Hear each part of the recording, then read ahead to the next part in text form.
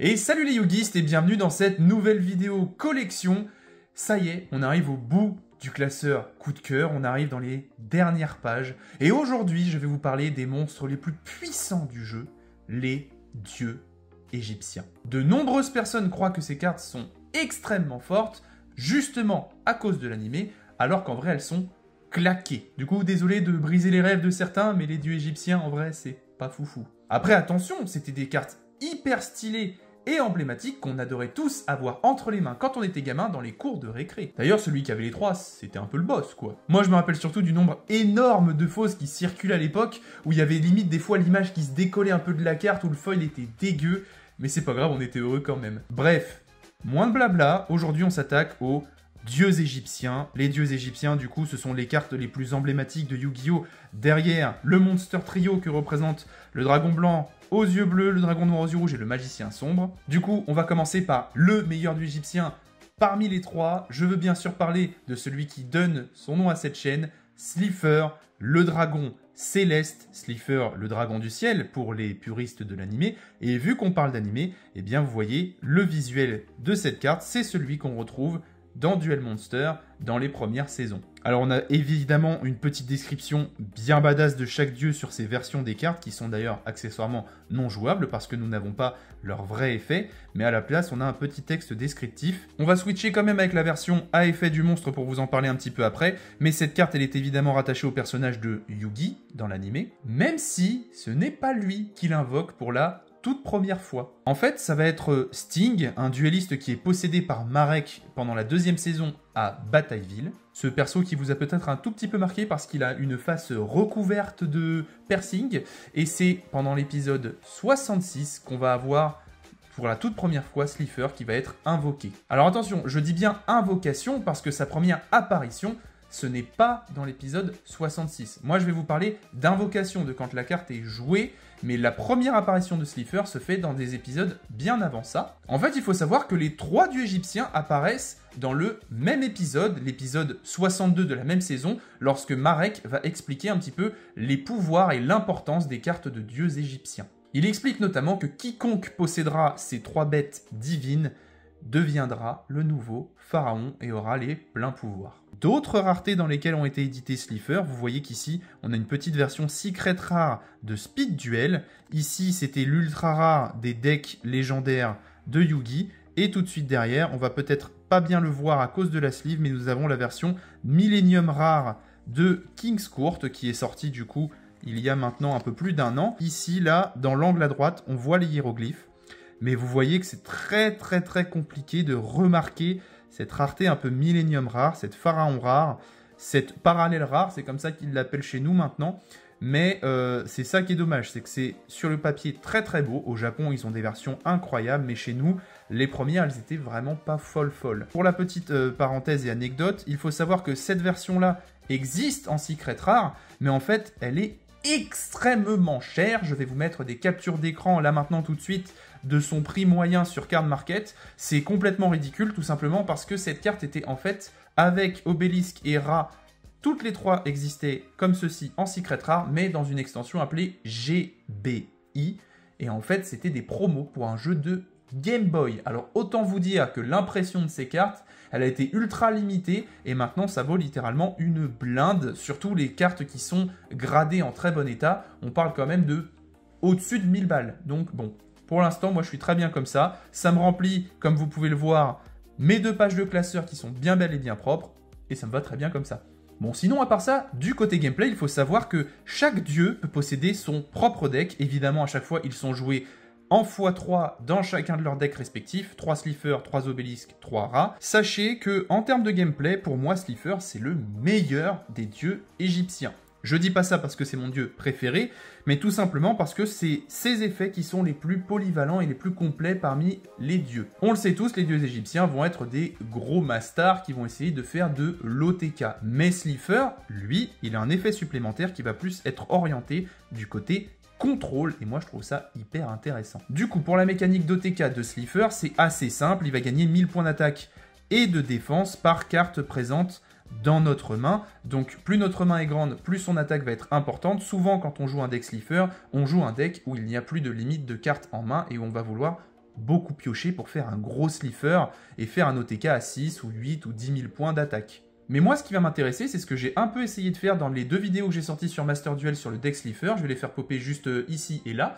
Et vous allez pouvoir voir avec les titres que du coup, ça s'est pas forcément passé comme prévu. Mais le deuxième effet que j'essayais à chaque fois de résoudre, si un ou plusieurs monstres sont invoqués normalement ou spécialement sur le terrain de votre adversaire en position d'attaque face recto, ces monstres perdent 2000 points d'attaque. Puis si leur attaque a été réduite à 0, en conséquence, détruisez-les. C'est craquer. Comme je vous le disais, si vous commencez votre premier tour avec Slifer sur le terrain, le mec en face va être énormément réduit ou bloqué dans ses plaies. Donc c'est pour ça que pour moi, Slifer, c'est le dieu le plus stylé, le plus badass, qui a les meilleurs effets et franchement, qui est le plus cool à jouer. Dernière parenthèse cette fois-ci sur les artworks. Pour moi, Slifer, c'est celui qui a les artworks alternatifs les plus stylés. Regardez-moi un petit peu l'artwork de droite, le Slifer qui est en train de voler dans une tempête, dans un orage et qui balance une énorme foudre de sa gueule. Et de l'autre côté, vraiment une invocation très stylée de ce dieu où on voit littéralement le tonnerre s'abattre pour son invocation.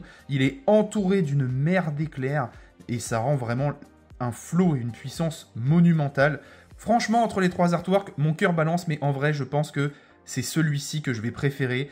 On va maintenant s'attaquer au géant bleu, le monstre rattaché à Kaiba. Je parle d'Obélisque, le tourmenteur. Donc là, vous avez le visuel de la carte qu'on peut voir dans l'animé. C'est, je pense, celui qui a le blaze le plus classe des 3. On va pas se mentir. Il faut savoir que c'est le premier dieu à apparaître dans l'animé à l'épisode 54 de la saison 2, lorsque Kaiba va s'entraîner, vouloir tester la puissance de sa carte de dieu égyptien contre un ordinateur qu'il a programmé avec son deck habituel de dragon blanc aux yeux bleus, et il va tout simplement détruire l'ordinateur. Littéralement, il va exploser le truc à cause de la puissance d'Obélisque le tourmenteur, ce qui va énormément satisfaire Kaiba. On peut remarquer d'ailleurs un petit détail, c'est que Obélisque est représenté en bleu, et donc est associé à Kaiba qui joue le dragon blanc aux yeux bleus, et les couleurs de Kaiba sont souvent le blanc et le bleu. Slifer, qui est rouge, est associé à Yugi, parce qu'il a des pics dans les cheveux un petit peu rougeâtres, donc ça va encore être un autre petit clin d'œil couleur au personnage.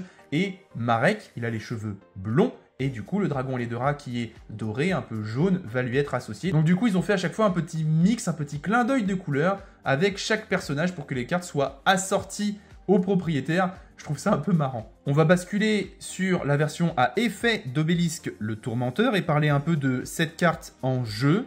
Obélisque va fonctionner de 2 manières. Déjà, pour commencer, on va toujours essayer de faire son premier effet, c'est-à-dire de faire un Raigeki, de vrasser le board adverse. Et pour ce faire, il faut tout simplement sacrifier 2 monstres que l'on possède pour détruire tous les monstres contrôlés par l'adversaire. Mais, et c'est ça sa plus grosse faiblesse selon moi, en contrepartie, ce gros bébé, il ne pourra pas attaquer le tour où il a activé cet effet de tout casser. Donc malheureusement, il va falloir trouver un autre moyen d'OTK dans le deck, et généralement, on cherche à faire venir beaucoup de monstres et beaucoup de tokens pour faire l'effet d'Obélisque et tout sacrifier, donc ça va être assez difficile d'OTK sans lui. S'il n'y avait pas cette restriction d'attaque à la dernière ligne de l'effet de la carte, ce serait clairement le meilleur des dieux égyptiens en termes d'effet. L'OTK serait tout simplement beaucoup trop simple, il nous suffirait en bonus quand il attaque de trouver une carte qui va doubler son attaque, et juste, c'est game. Du coup, pour les différentes versions d'Obélisque, tout comme Slifer, on va avoir une version secret rare provenant des speed duels.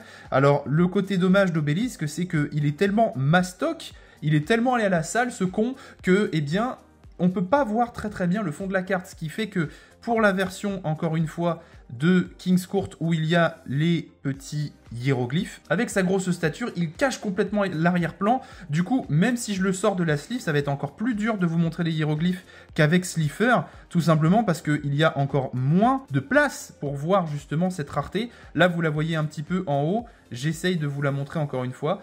Ce qui est beau, c'est que là, on arrive à la voir qui se reflète dans les étoiles du niveau du monstre. C'est vraiment magnifique, c'est juste dommage qu'on ne voit pas ça mieux. Donc ça, c'est la version normale d'Obélisque.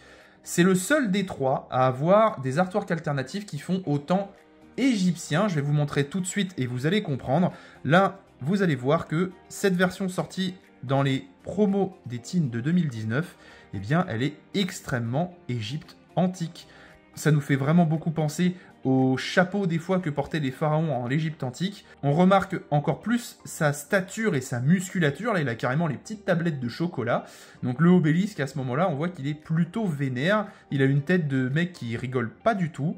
Et on a une version qui est sortie après dans les movie packs du film Dark Side of Dimension où on le voit en train d'exécuter son attaque, le point du destin. Regardez-moi ça, à quel point c'est stylé. Et on peut remarquer le clin d'œil à la description de la carte de l'animé. Quand il arrive, la Terre est dévastée, il y a des nuages de poussière, et il est en train tout simplement de charger son attaque qui va tout détruire. Et ça, franchement, c'est hyper classe. Je pense que de tous les artworks d'Obélisque, ça va être vraiment celui-ci mon préféré, tout simplement parce qu'il va décocher une énorme patate de forain. Enfin, on va parler du petit dernier de ce trio. Je veux bien sûr parler du dragon ailé de Ra, qui est rattaché au personnage de Marek dans l'animé, le grand méchant de la saison 2 et 3 de Yu-Gi-Oh! Monster Duel. Pour beaucoup, c'est le dragon ailé de Ra qui est la meilleure des 3 cartes de dieux égyptiens. Et vraiment, moi, je comprends pas. Alors, il y a beaucoup à dire sur ce dragon ailé de Ra. Vous allez vite comprendre pourquoi, tout simplement parce que c'est déjà la seule des 3 cartes de dieux égyptiens à avoir plusieurs formes. Il en a 3, très exactement, qu'on va d'ailleurs retrouver à chaque fois dans l'animé. Donc on va déjà avoir le dragon ailé de Ra dans son aspect normal, mais c'est cette version-là qu'on retrouve en premier dans l'animé. Encore une fois, à l'épisode 52 avec les 2 autres dieux, c'est ce que je vous disais un petit peu plus tôt. Et encore une fois, il est joué en 3 exemplaires dans le deck. Mais nous, ce qui va nous intéresser, du coup, c'est la version à effet de ce dieu égyptien, avec du coup des effets qui, pour moi, sont les pires des 3 dieux, clairement. Mais avant de nous attarder sur les effets, je vais continuer de vous expliquer un petit peu les différentes formes de cette carte. Donc nous avons le dragon ailé de Ra quand il est en mode normal. Nous avons le mode sphère du dragon ailé de Ra, qui reste encore aujourd'hui une des meilleures cartes du jeu, je vous en parlerai un petit peu plus tard, mais ça, c'est quand il est invoqué et qu'il est endormi. Et donc, une fois que ce mode sphère est réveillé et qu'il devient le dragon ailé de Ra, on peut, encore une fois, faire basculer le dragon dans une dernière et ultime forme, la forme du phénix, l'invincible Phénix. Donc là, on peut voir que le dragon ailé de Ra, il est archi vénère, il s'enflamme littéralement, et en fait, cette carte va être très très utile, et tout est dans son nom, c'est juste un phénix qui va renaître de ses cendres, c'est-à-dire qu'à un moment, si vous gérez le dragon ailé de Ra, vous allez pouvoir le faire revenir en mode invincible phénix. Chaque forme a donc ses propres effets, et il faut savoir que chaque forme va aussi apparaître dans des épisodes différents. Le dragon ailé de Ra n'apparaît pas vraiment dans l'épisode 89 de la saison 2, on va juste voir apparaître sa silhouette derrière Oedion, le serviteur de Marek qui se fait passer pour lui, tout simplement parce qu'il va essayer de jouer une réplique du dragon ailé de Ra, ce qui ne va pas du tout plaire au vrai dragon ailé de Ra dans le deck de Marek, et il va décider de punir les imbéciles qui ont voulu jouer une pâle copie de lui. Sa colère est tellement féroce qu'il va décider de faire un Raigeki, littéralement, sur ce pauvre Drion et ce pauvre Joey, ce qui va mettre un terme au duel et blesser grièvement les 2 duellistes. En réalité, le dragon ailé de Ra apparaît proprement pour la première fois 2 épisodes plus tard, dans l'épisode 91, et il sera en mode sphère. D'ailleurs, ce n'est même pas directement Marek qui va l'invoquer, mais c'est My Valentine, la petite croche de Joey, et qui va du coup invoquer depuis son deck le mode sphère du dragon. Pour compléter le tableau des formes du dragon ailé de Ra, il nous reste du coup le mode Phénix qui va apparaître pour la première fois dans l'épisode 127 de la saison 2 de Batailleville. Et c'est pendant le duel du coup entre Marek et Joey, avant d'avoir la finale du tournoi, que Marek va utiliser ce mode contre le pauvre Wheeler qui décidément n'est pas très très chanceux. En termes de jeu, il faut savoir que ces 3 versions ne se valent pas du tout. Et la plus forte parmi ces 3-là est le mode sphère du dragon ailé de Ra, qu'on retrouve encore aujourd'hui dans de nombreux side decks pour pouvoir contrôler le board de l'adversaire. Tout ça pour une seule et unique raison qui se trouve en 2e ligne de son effet, qui nous dit tout simplement nécessite 3 sacrifices depuis un terrain pour son invocation normale sur ce terrain, puis passez le contrôle au propriétaire de cette carte durant l'endphase du prochain tour. Vous l'aurez compris, vous avez cette carte en main de départ, votre adversaire a commencé à jouer, il a un full board, vous pouvez tout simplement sacrifier 3 de ces monstres les plus puissants ou qui sont nécessaires pour ces combos pour lui donner une bouboule dorée. Si jamais en plus vous réussissez à récupérer votre sphère après l'avoir donnée à votre adversaire au prochain tour, eh bien vous pouvez tout simplement, pendant votre main phase, la sacrifier, faire venir un dragon et les 2 rats depuis votre deck en ignorant ses conditions d'invocation, et lui donner gratos 4000 points d'attaque et de défense. Ça, c'est évidemment x3 dans le deck direct, tout simplement parce que ça vous permet de gérer le board adverse, et que derrière, ça peut vous permettre de faire venir votre gros dragon et les 2 rats avec 4000 de patates pour potentiellement OTK. Après du coup que cette petite bouboule dorée se soit réveillée, ça devient le dragon et les 2 rats, et moi personnellement son effet il m'a toujours beaucoup dérangé. Tout simplement parce qu'il nécessite 3 sacrifices pour son invocation normale, comme tous les dieux égyptiens, et après vous pouvez payer des points de vie jusqu'à n'en avoir plus que 100, et cette carte gagne une attaque et une défense égale au montant des points de vie que vous avez payé. Donc moi cet effet à la base il me dérange, pourquoi? Parce que c'est bien beau tout ça, mais si il ne vous restait que 3000 points de vie par exemple, eh bien ça va vous faire venir un dragon et 2 rats seulement avec 2900 points de patate, c'est pas très foufou quand même. Et le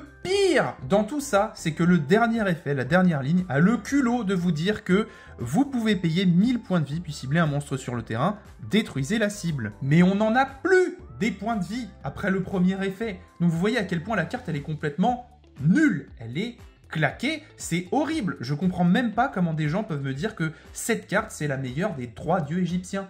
C'est pas logique, c'est pas possible. Après, c'est celui qui a le meilleur deck et le meilleur support dans les duellistes légendaires 7. Il y a eu beaucoup de cartes pour aller avec le dragon et les draps, ce qui rend le deck le plus équilibré, le plus nerveux et aussi celui qui est le meilleur en termes d'effet. Mais bon, si on parle de la carte en elle-même, vraiment nul. Et enfin, je vous avais dit qu'il y en avait beaucoup à dire sur le dragon et les draps, hein, désolé. On va parler du coup, en termes d'effet, du mode invincible Phoenix. Souvent, il est très peu joué, voire pas du tout joué. En gros, son effet, il est un petit peu particulier, c'est pour ça qu'il est joué qu'en x1 dans les decklists. Il vous dit que si un dragon et les 2 rats quitte votre terrain et va au cimetière, tant que lui-même est dans votre cimetière, eh bien, vous pouvez l'invoquer spécialement. En payant 1000, vous pouvez envoyer un monstre sur le terrain au cimetière. Et il y a bien marqué « envoyer », donc ça ne cible pas. C'est ça qui rend l'effet plutôt fort. Et enfin, une fois par tour, à la fin du tour, vous pouvez renvoyer cette carte au cimetière, et si vous le faites invoquer spécialement, un dragon et les 2 rats mode sphère depuis votre main, deck ou cimetière en ignorant ses conditions d'invocation. Donc ça vous permet de refaire la boucle est bouclée, ça fait la sphère, ça fait le dragon. Si le dragon part, lui il revient, si lui il part, elle revient, vous avez compris. Bon, vous allez penser que je le déteste vraiment, le dragon et les 2 rats, je veux pas m'acharner, mais c'est aussi celui des 3 qui est les artworks alternatifs les plus dégueux. Donc là vous voyez qu'on a un artwork qui est sorti dans la display Les Duellistes Légendaires 7, qui était centré sur Marek. Ça nous a donné un artwork alternatif que personnellement je trouve pas ouf, tout simplement parce que ils ont changé sa tête. Enfin moi j'ai l'impression qu'ils ont changé sa tête, et je trouve ça vraiment dommage. Il fait beaucoup plus oiseau, beaucoup moins dieu, et moi il me plaît pas des masses. Après, encore une fois, on dirait qu'il vient d'être invoqué, il est invoqué dans une mer de flammes, ça rend ça hyper stylé, un peu comme Obélisque dans la version que je vous ai montré où il y a de la poussière, ou la version de Slifer où il y a des éclairs. Chaque dieu arrive dans son élément, mais vraiment juste là c'est la version, l'artwork qui va pas, en tout cas à mes yeux.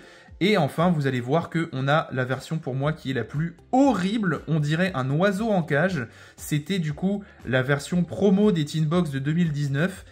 Elle ressemble à rien.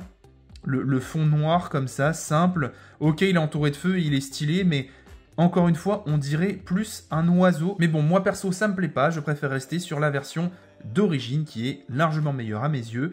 Et pour moi, ça reste le meilleur des 3 artworks. Et donc, voilà, très cher Yugistes, c'est la fin de ce classeur collection qui était coup de cœur, comme vous pouvez le voir juste ici. J'espère que ces vidéos vous auront plu. J'ai énormément d'autres classeurs et d'autres items dans ma collection. Si ça vous intéresse, eh bien n'hésitez pas à me dire dans les commentaires si à un moment vous voulez voir le reste de cette collection. Pour l'instant, je pense que je vais un petit peu faire une pause dans ce format, tout simplement pour vous proposer de nouvelles vidéos, du nouveau contenu, et je pense que vous aurez de belles surprises. En tout cas, n'hésitez pas à lâcher un petit like sous cette vidéo pour célébrer la dernière vidéo collection. Quand même, montrez-moi que cette série vous aura plu sur ce classeur. N'hésitez pas non plus à vous abonner à cette chaîne, à activer la cloche des notifications. Et sur ce, eh bien écoutez, je vous dis à bientôt dans une prochaine vidéo. C'était bien sûr Slifer.